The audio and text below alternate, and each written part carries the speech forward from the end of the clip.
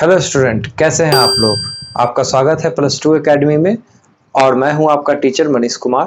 और आज हम लोग पढ़ेंगे टी रेशियो। टी रेशियो क्या होता है, मतलब ट्रिगोमेट्रिक रेशियो का वैल्यू आज हम लोग पढ़ेंगे कि साइन 0 डिग्री क्या होगा, साइन 30 डिग्री क्या होगा, साइन 45 डिग्री क्या होगा, साइन 60 डिग्री क्या होगा और साइन 90 डिग्री क्या होगा। इसी तरह से हम लोग cos 0 पढ़ेंगे, cos 0 डिग्री क्या होगा, cos 30 क्या होगा, tan 45 क्या होगा, tan 60 क्या होगा। तो हम लोग सारे का वैल्यू निकालेंगे। ये एग्जामिनेशन पॉइंट ऑफ व्यू से बहुत इंपॉर्टेंट है। अगर वैल्यू अगर आपको याद नहीं है तो कभी भी कोई भी सवाल नहीं बनेगा, 11th-12th में भी काफी दिक्कत होगी। तो देखिए, सबसे इंपॉर्टेंट क्या है, ये चार्ट कितने लोगों को याद नहीं होता, लेकिन काफी आसान है इसे याद करना। आप इस चार्ट को कैसे याद कर सकते हैं, इसके प्रीवियस वीडियो में, टी रेशियो वाले वीडियो में मैंने बताया था कि अगर आप साइन थीटा का वैल्यू अगर आप याद करते हैं, मतलब साइन और कॉस सिर्फ दो वैल्यू याद करते हैं कि sine theta P by H होता है और cos theta B by H होता है, तो ऑटोमेटिकली आप सारे वैल्यू को निकाल सकते हैं।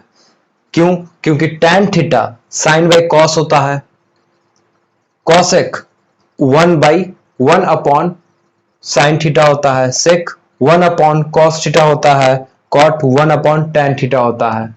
तो अगर हमें साइन याद है p बाई एच के बराबर होता है और कॉस b बाई एच के बराबर होता है, तो tan p बाई b के बराबर हो जाएगा, कॉसेक h बाई p के बराबर हो जाएगा, सेक b बाई h के बराबर हो जाएगा और कॉट b बाई p के बराबर हो जाएगा।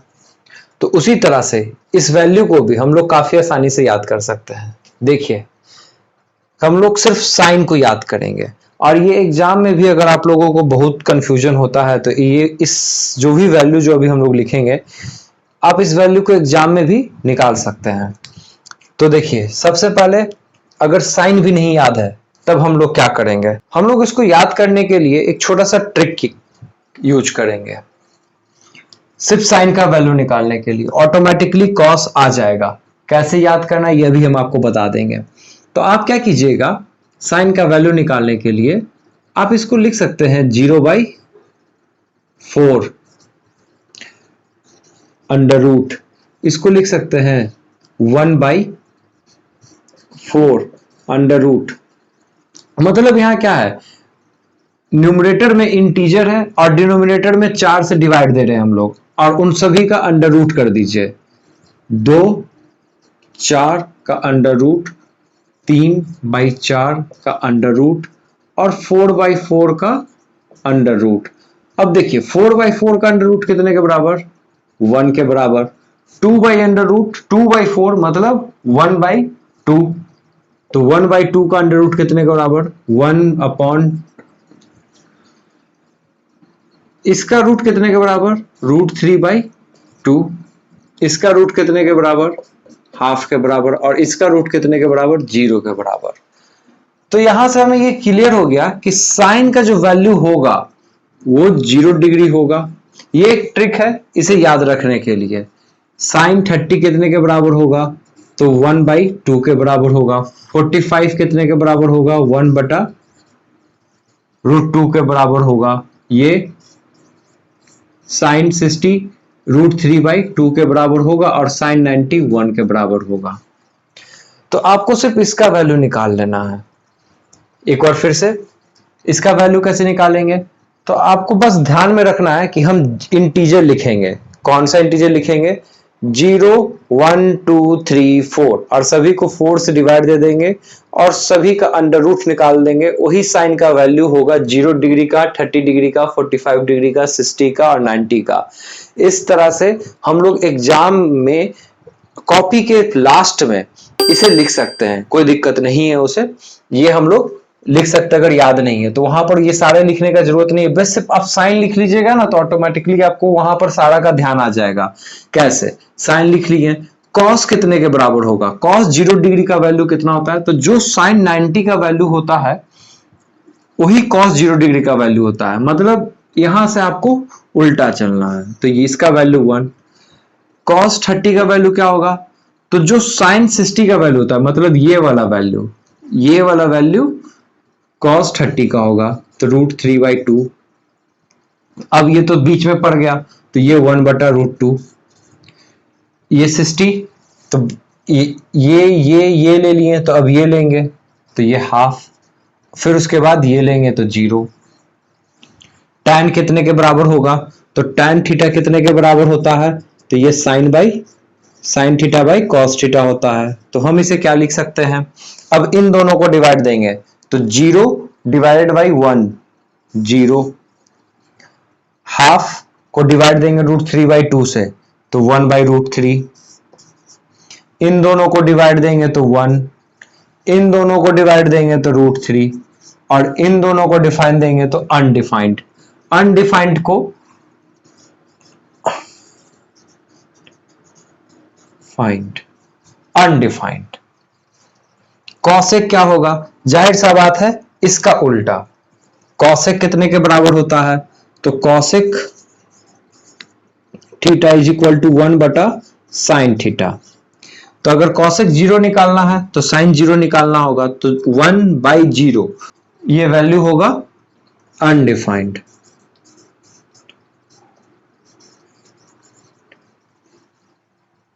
ओह सॉरी, यहां पर डी छूट गया, अनडिफाइंड। कॉसेक 30 कितने के बराबर होगा, तो 1/हाफ, 1/हाफ करेंगे तो ये 2 हो जाएगा। इसका रेसिप्रोकल निकालेंगे तो √2 हो जाएगा, इसका रेसिप्रोकल निकालेंगे तो 2/√3 हो जाएगा, और 1 का रेसिप्रोकल 1।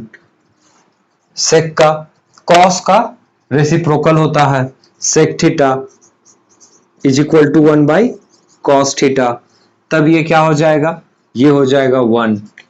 इसका रेसिप्रोकल क्या होगा, 2/√3, इसका रेसिप्रोकल √2, इसका रेसिप्रोकल 2, और इसका रेसिप्रोकल अनडिफाइंड।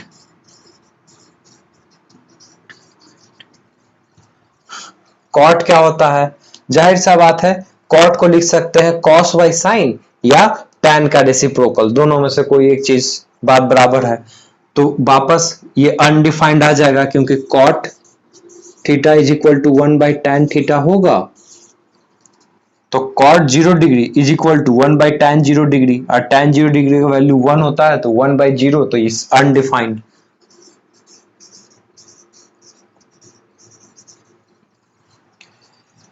इसका रेसिप्रोकल करेंगे तो √3, इसका रेसिप्रोकल करेंगे तो 1, और इसका रेसिप्रोकल करेंगे तो 1/3। ठीक है, और इसका हम लोग क्या करेंगे, तो अगर अनडिफाइंड से अगर आपको नहीं समझ में आ रहा है तो आप इन दोनों को डिवाइड देके देख सकते हैं। तो कॉस बाई साइन अगर करेंगे तो 0/1, 0/1 मीन्स 0। तो ये रहा इसका आंसर।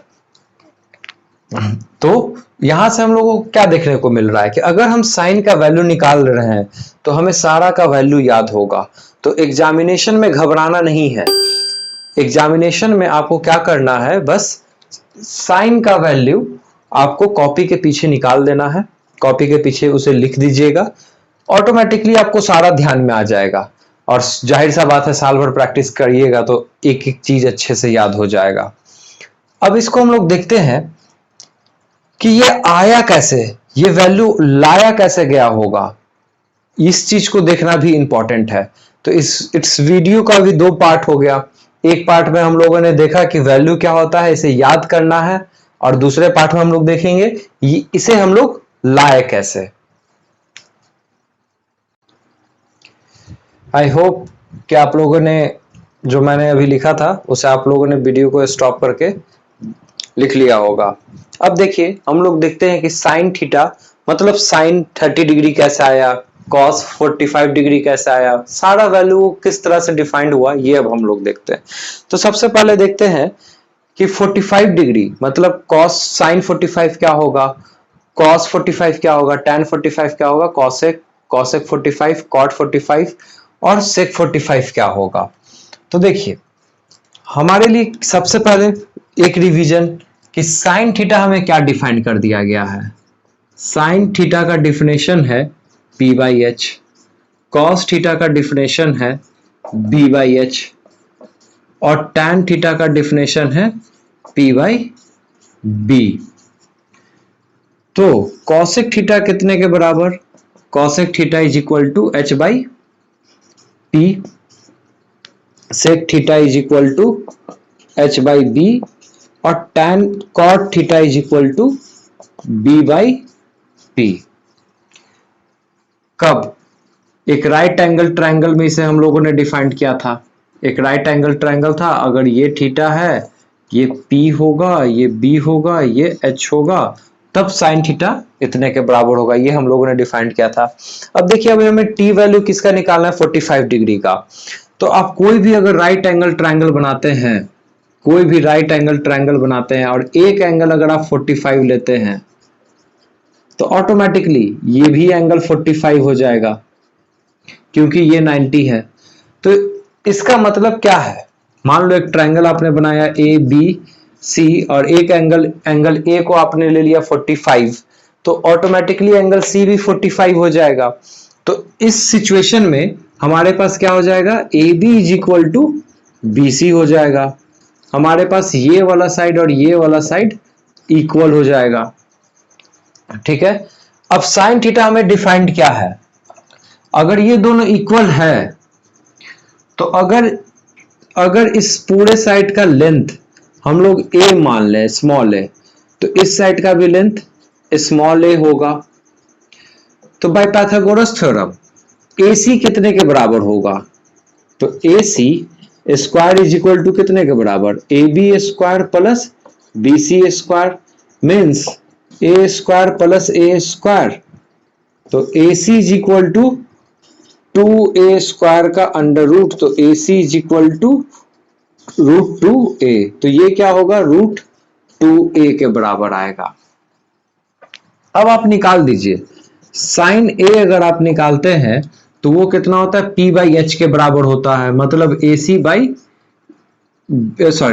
मतलब BC बाई AC आएगा, means a by root 2 by a आएगा, मतलब 1 बटा रूट 2 आएगा।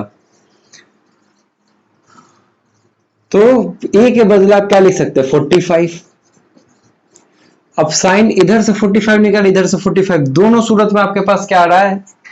इतना आ रहा है। अगर cos 45 निकालिएगा तो बेस बाई हाइट होता है। तो बेस क्या है? a है, और हाइट क्या है? रूट 2a है, तो रूट 2a। तो ऑटोमेटिकली इतना आ गया। tan 45 कितने के बराबर आता है? tan 45 तो P बाई एच के बराबर, P बाई बी के बराबर आता है, मतलब BC बाई AB के बराबर आता है, मतलब A by A is equal to 1। तो यहां से हम लोगों ने देख लिया tan 45 sin 45 cos 45 का वैल्यू क्या होगा। अब आगे देखते हैं।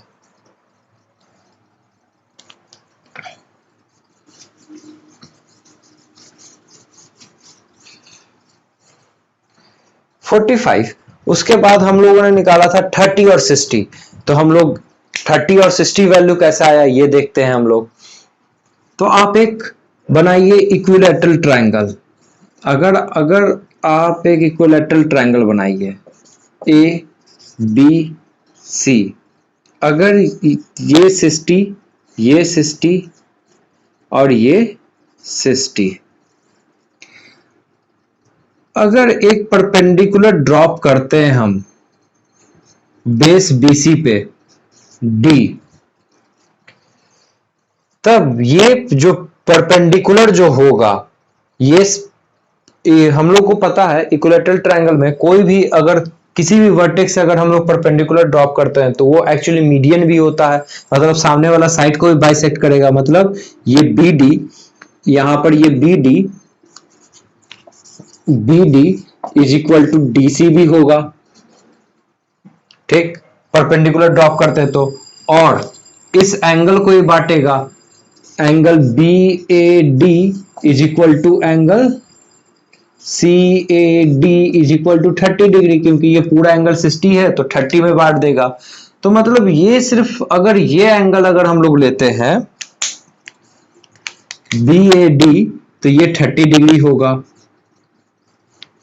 ठीक, ये परपेंडिकुलर हो गया। अगर इक्विलैटरल ट्रायंगल का तुम साइड ए ले लो, मान लो इसका साइड ए है, तो ये इतना दूर क्या हो जाएगा, a/2 हो जाएगा, और ये इतना दूर a/2 हो जाएगा। तो अब देखो इन ट्रायंगल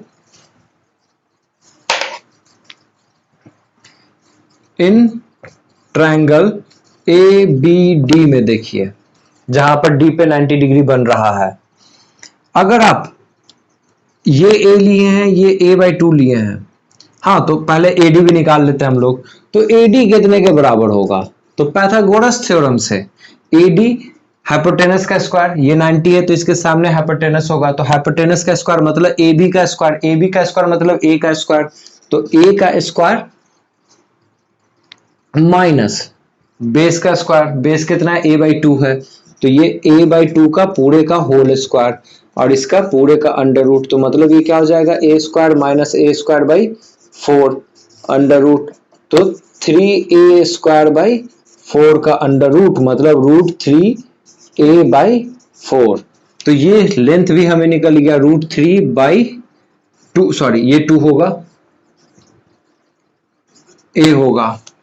तो यहां से हम लोग को साइन अगर 60 निकालना है, तो अगर ये एंगल लिए हैं तो ये परपेंडिकुलर होगा, AD परपेंडिकुलर होगा, तो साइन 60 कितने के बराबर, AD बाई हाइपोटेनस, तो ये AB के बराबर, AD कितना है तो √3/2 A है डिवाइडेड बाई ये कितना है A है, तो यहां से क्या आ गया √3/2 आ गया। उसी तरह से cos